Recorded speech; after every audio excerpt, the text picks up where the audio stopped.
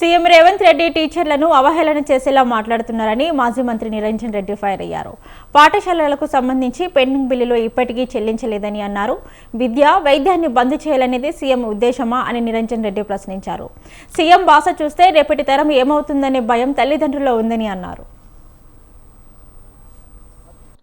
Corporate కళాశాలలు corporate పాఠశాలలకు chief గెస్టులుగా పోయి అమితానందంతో అక్కడ వాళ్ళను పొగుడుతూ ప్రభుత్వ ఉద్యోగుల్ని ప్రభుత్వ ఉపాధ్యాయుల్ని కించపరిచి మాట్లాడారు. అవహేళన చేసి మాట్లాడి నీకు చదువు చెప్పింది ఎవరు? నువ్వు చదువుకున్న కాడికి నీ చదువు వచ్చిన కాడికి చెప్పింది ఎవరు? ప్రభుత్వ పాఠశాలలో కాదా? ఇలా ప్రభుత్వ పాఠశాల ఉపాధ్యాయుల్ని చులకన చేసి చూపిస్తావు. మనందరికీ చదువు చెప్పింది ఎవరు? ఈ ఆంధ్ర కార్పొరేట్ విద్యా సంస్థలు చెప్పినాయా మనకు చదువులు? ఇలా వాళ్ళని పొగిడి వాళ్ళని ప్రసన్నం చేసుకోనికే ప్రభుత్వ విద్యను బలిపెడతారా?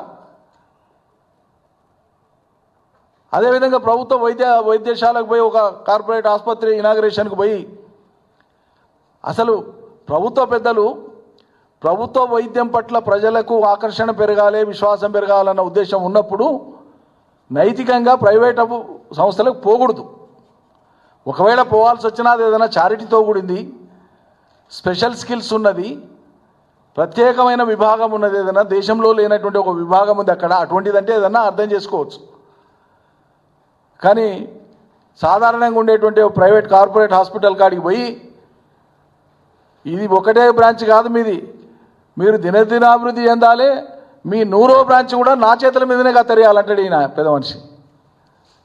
ఏందండి మీ చూపు, ముందు చూపు?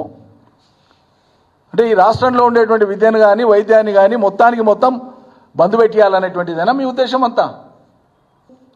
కార్పొరేట్ కళాశాలలు కార్పొరేట్ పాఠశాలలకు చీఫ్ గెస్టులుగా పోయి అమితానందంతో అక్కడ వాళ్ళను పొగుడుతూ ప్రభుత్వ ఉద్యోగుల్ని ప్రభుత్వ ఉపాధ్యాయుల్ని కించపరిచి మాట్లాడారు.